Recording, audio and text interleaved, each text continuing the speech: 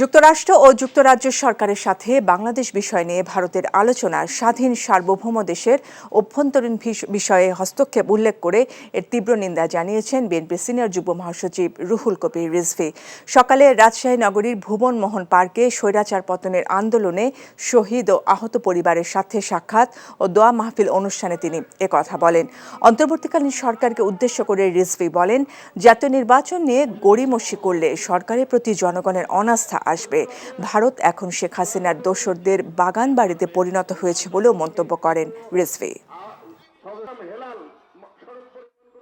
ভারত আমেরিকার সাথে, আমেরিকার রাষ্ট্রপতির সাথে বাংলাদেশ বিষয়ে আলোচনা করছে, যে ভারত যুক্তরাজ্যের সাথে বাংলাদেশ নিয়ে আলোচনা করছে।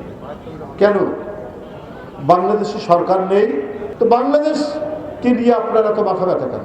আপনারা কারা যে বাংলাদেশ নিয়ে অন্য দেশের সাথে আপনারা আলোচনা করবেন? যারা লুটেরা, যারা খুনি, তাদেরকে আপনারা আশ্রয় দেন। আজকে ভারত হচ্ছে শেখ হাসিনার দোসরদের বাগান বাড়িতে পরিণত হয়েছে।